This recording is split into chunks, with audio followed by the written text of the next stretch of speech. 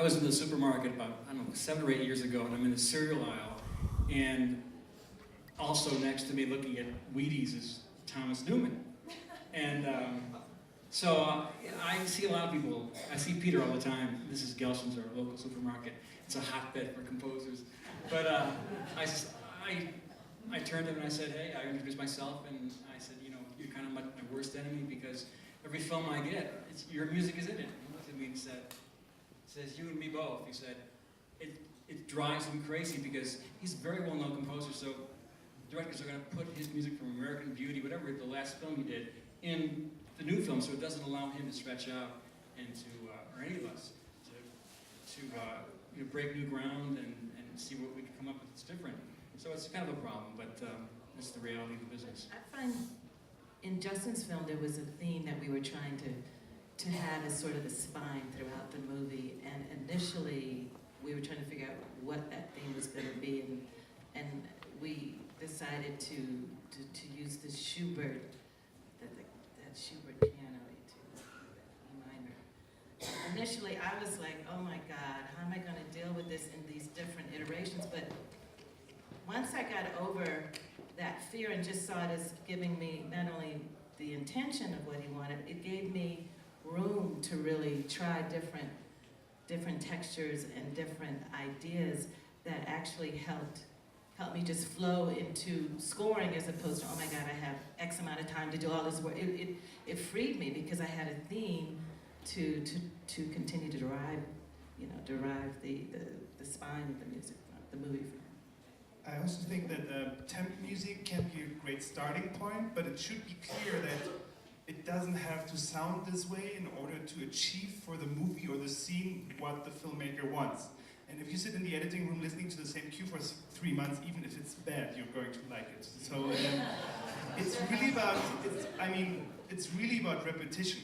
I hear songs on the radio and I like it 3 months later. I think, wow, cool, it's playing. So I think it does something to you if it's married to your movie. So I think it's much more important to be open and take the time to listen to a cue of a composer several times over the next day and see what it does to the scene. And in our case, David and I, we actually had moments where he wanted songs, and I produced songs with the singer actually. And he would take his time to get used to that scene, and in the end he would say, maybe we should take out the singer, maybe we don't need a song anymore. And by taking the time, we achieved something in the scene that we wouldn't have thought of by having something that feels very songy but isn't. So I think taking the time from the temp track to the actual first sketches is very important. That reminds me of something that I learned is very important. You know, so many times you're playing something for a director and they're hearing it for the first time, and they feel like they have to kind of give a thumbs up or thumbs down to get you, you know, moving forward in the process. And I had one director one time who, you know, I'd play something and he'd say, I don't know, let's send, you know, make me a copy, send it, I want to live with it for a few days. And I think that's a totally valid thing because you've been living with this temp for months. How can you in one meeting make the leap that this is the new thing that's going to replace that? So I think to say I don't know yet is a perfectly valid thing, and I respect, you know. You guys were great about that exact thing, Peter. Just you know, I'm sitting there panicking. I haven't heard from them. They must have hated it. Quick time didn't go through, and then you sent an email and said we wanted to sit with it for a while. I think I'd just say that was the hardest thing about this film. I did Alexander Payne's film Nebraska, and the way it came about for me was because he was in love with some of my music, and he was really in temp love. I mean, a temp love that was not, we couldn't break it up. And so several of these themes that I had originally written for a very different film that are for a film called Sweetland, and it was, it's a love story, a slowly evolving love story. And they've been superimposed on Nebraska, and I have to do a really strange calculus to divorce myself from the original writing, the original intention of my writing for this thing. And I have to say, as weird as that is, it's also kind of fascinating to see how music can change with the film and with these new characters and take on new meaning and that part of it was fun. But As a director, I agree with a lot with what you just said. You know, I don't want to get married to a temp track, and I think a knockoff of a temp track is never going to be what you want anyway. The other thing that seems to relate to what you just said is that as a director, I think a lot about music when I'm creating a film or filming, but then I try to wait a little bit on introducing it into the early cuts because music is so evocative and so emotionally charged that it can make you think it's working when it's not. You know, I mean, my job is to bring the story goods, right? To make sure that's working, and I don't want to trick myself with some spectacular track that's making me think it's working when it's not. So, and yet I don't want to wait too long either. I want that to feel like it fits together. So it's a choice on when to introduce music into the process for me. Yeah, but I don't know how many of you have been in the position, tell me if you have, where you're starting a film and the director says, here's the temp track, we're going to go through it. It's just a jumping off place. This is just a placeholder. It's not meant for you to follow slavishly. I want your ideas. I want you to really do your own thing. And then you get back and say, well, okay, can you play the temp now? And then, and this goes on for weeks and weeks and weeks. I'm guilty as charged. Me too. I got a little bit attached to certain temp, and that's the beauty of having a co-director and an editor you trust, and Todd and I have sort of known each other through his wife Esther, and everyone's saying, Ross, shut the hell up, you have temp love, and you guys are, it was great. Yeah, I feel like there was like a mourning period for the temp that I needed. And when I got Ryan, Ryan had a lot of the cues were done and listening to it, and it was important for me not to react right off the bat because I just needed to hang out with it for a little bit. And as soon as the morning was over, I shed the temp. It was obvious that Ryan's music was better, and pushed it somewhere else that it needed to go. And it's just it's a painful process getting over the temp tracks. What I learned you have to do is, when they really love a piece of temp music, is ask, what is it you like about it? Because what you hear isn't necessarily what they hear. And I've gone down a lot of blind alleys thinking I understood what they liked about it. But if you say, what do you like? And you might find it's just one instrument or it's a harmony or something. And then you won't have to chase the whole thing. You can kind of isolate what it is they like about it. Yeah, we had a track like that, I think, where all he wanted was something darker, I feel like. And it was just like one element. It was like one instrument, and it was like way better than anything that I'd had before. I mean, music is so subjective and so intuitive, it's actually very helpful if there's a temp track that's working better than something that I'm doing, that we can, if it is, let's refer to the temp because I can't express yet what it is I need in this scene that the temp is giving me. It forces us all to, say, what is it? Let's talk about every little piece of this music. And yeah, it's a little bit like sleeping in someone else's bed for a bit, but it also gets the job done, and it's a spur to communication. And the real score is always going to be better than the temp, even if the individual cues aren't necessarily as cool or as perfect or whatever. The emotional force and the sweep of having one integrated, musical voice throughout a feature film is going to be so much better than even if you got your really badass Nino Rota thing in the middle that you love. And what Peter said is, I couldn't agree more on that. I mean, imagine a movie with 28 songs or pieces from different movies. Great songs. The audience look exactly. I mean, I couldn't agree more on that. Almost doesn't matter how good it is. And chasing the temp means that you hear something you like, but the question is if it does something good to your movie. Actually, maybe chasing the temp is just satisfying someone for a moment, but sacrificing, the opportunity to do something amazing and a peak moment in the movie. I couldn't agree more. we had a piece that you guys, there were only like a couple spots where you really liked the temp, we kept talking about it. And to what Peter said, I kept trying to do something emotional because that's what I heard from the temp. And I finally just said, well, what is it about it? And I think your direction was the temp makes us feel like knots in our stomach. And what was that?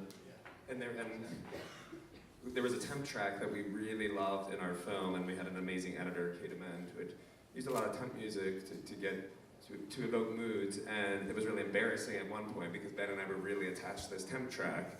And we went back to our editor and we found out that wasn't a temp track at all, that was like 5 temp tracks cut together. So that called the Frankenstein. And so basically the problem was that, and basically the problem was not the track at all, it was the change-ups where our editor had changed up the track, and so Blake was able to compose something completely different, but it had all the marks, because it was a complicated scene of going inside, outside, through different characters, and then he was able to hit those marks.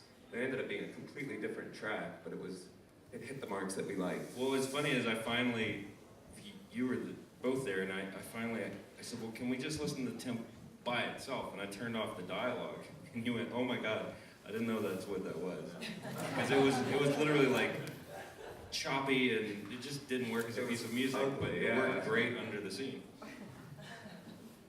Has anybody ever gotten a job from their music being cut into a temp track? Yeah. Want to talk about that?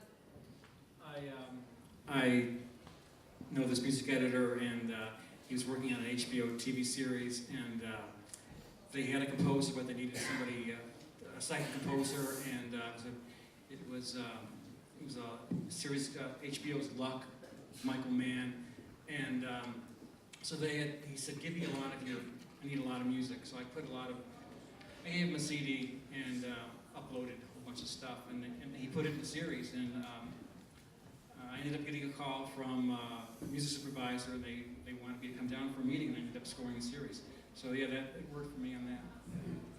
I actually got a career out of having my music cut into a movie. I was an actor first, and I was doing music for myself on the side, and I was in a play that that the director asked me if she could use some of my music as little transitions in the play.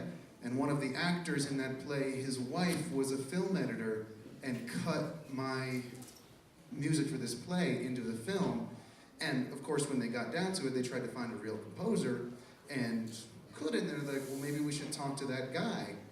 And they brought me in and said, do you think you could do this? And privately I said, no. But to them I said, of course. And that was the first feature film I scored. And I was not looking to get into it. Do you guys have any questions? We could keep going, but I might as well bring you into it. Yes? I was just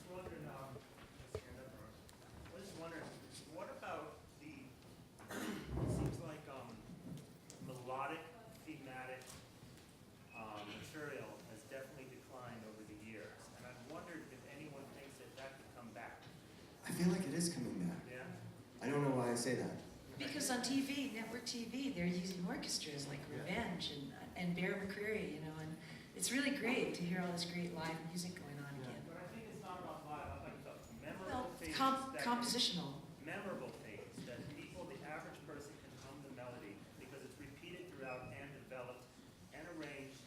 All the, from Ennio Morricone to John Williams to so many, and I was wondering because we're so, so textural now and soundscapey and vibey and moody. But it feels like the character of the melody is very strong and resonates with people when they leave because musical melodies, when they're well written, will stay with you forever. I think I'd like to answer that. I think that there has been a long period of time where melody was considered to be too manipulative, and let's get away from melody. We don't want to be pulled along by the nose in terms of emotional response by having a melody. But I agree with Craig. I think it's coming back. In my film, the whole first 3/4 of it, all this edgy stuff and backwards sounds and all sorts of sound design stuff that I did. But the last quarter of it's all super, Ennio Morricone-ish melodic stuff. And I wondered if they were going to react against it, But I figured, I'm going to do this because I think it's right for the picture. And it stuck. It worked. And I see that in a lot of other films that I go and watch, and I hope that continues because I think that, all those composers could tell the same story, or how we're, buying boats, saws, and all these weird instruments. That was pretty cool about maybe 5 or 6 years ago, but we're all doing it now. So I think it's time to get back to some real writing, some real melodic development and thematic approach. I also think people's ears, the average ear, is more accustomed to hearing a more experimental or noisy or textural track with a hook on top of it, even on the radio right now. Everything's sort of mushing together, and I think I'm hearing that also in movies, which is great, because I like both extremes. And I think in working on Dear White People, I actually had to be really challenged to write more melodic cues, because I was trying to stay out of the way and really wanted the dialogue or let the scene play without being, I thought the melody was going to be distracting, but your direction to me was, no, I need to have something memorable. Yeah, really, I mean, I agree with what you were saying. I don't know where you are or who you are, but I love, I also love scores that sort of live by themselves away from the picture and have a melody and have something about them to sort of like, you know, that tell a story that, you know, is separate from the image. I don't know why, but I just am really attracted to that. So yeah, a lot of our back and forth and a lot of the temp score had very strong and memorable melodies. Was just about finding something that didn't compete too heavily with the scene, but also sort of was maybe an intellectual counterpoint to what was happening. Our whole score is based on a song that I wrote. And so, you know, it's so affecting because the song keeps being developed throughout the score in different ways throughout the movie, and every time you kind of recognize that melody, either subconsciously or not, as an audience member, I feel like it's an emotionally moving thing, even in the landscape of this very silly movie. You, in the back.